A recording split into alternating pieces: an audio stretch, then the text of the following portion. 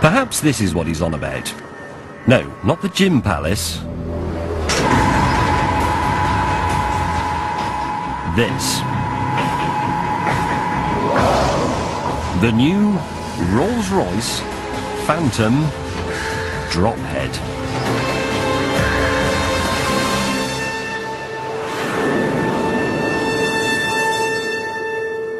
As I'm sure you know, on Top Gear, if a car spends too long sitting around on the deck of an aircraft carrier, it eventually gets launched off the ramp thing down at the end.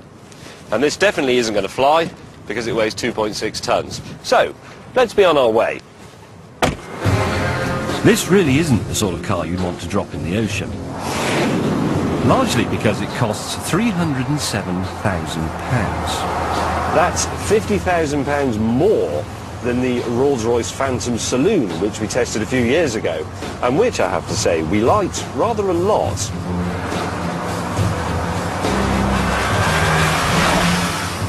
So, what are you paying the extra for, aside from the drop top? Well, you certainly get a lot more metalworking, because to keep the Drophead's body rigid, Rolls gave it to their adoptive parents at BMW, who added another 460 feet of welding. And they did that at their Centre for Aluminium Competence. I'm not making that up, that is what it's called. They're Germans. Otherwise, it has the same 6 3/4 litre engine as the Phantom, the same top speed, and the same 0 to 60 time.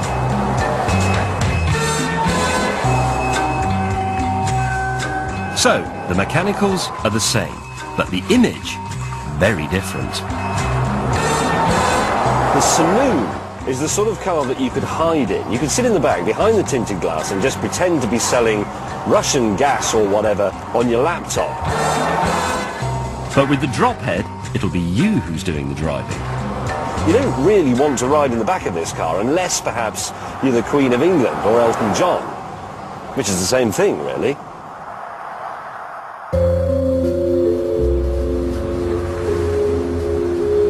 So, you'll be sitting up front for all the world to see in a car that's hardly discreet. And this is why I'm driving it around town at night, because the producer thought I'd be too embarrassed in daylight. But why would I be embarrassed? If this was truly vulgar, maybe, but it isn't. It's exquisite. This lot don't do carbon fibre, but they will let you have this teak decking at the back, like you might find on a motor launch.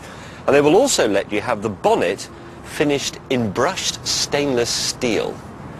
And other car manufacturers are currently spending millions and millions of pounds on research into hydrogen fuel cells and hybrid drive. But Rolls-Royce spends the same money in its ashtray design department.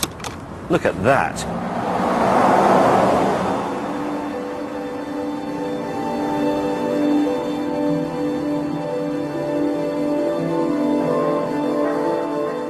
Furthermore, you won't be overwhelmed by all the flashing lights and gizmos and gadgets that you'd find in a BMW 7 Series or a Maybach. I don't have 10 different settings for the ride firmness. I don't have 5 different speeds at which the interior lights switch off when I close the door. It's more like a butler, this car. It just sort of takes care of everything for you and you don't even notice.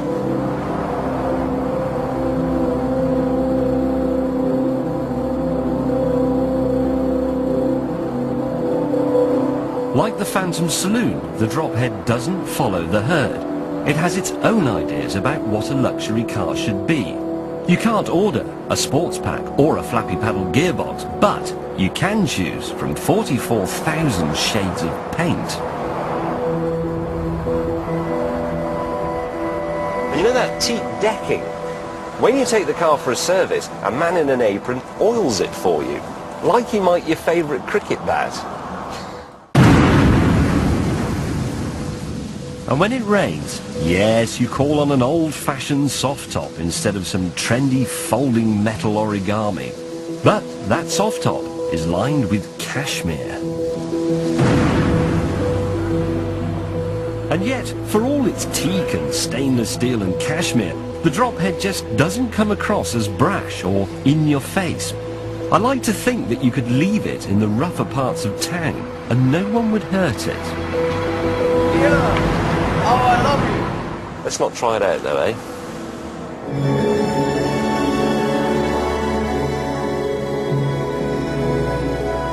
This is, without doubt, a proper Rolls Royce. Wonderful to drive, beautifully made. But there's something else. Here's an amazing thing. Rolls-Royce is the most established marque in the history of motoring. It has the most pompous radiator grille. It has the most ridiculous mascot. And yet, this car's very, very cool. I think this might be the coolest car in the world.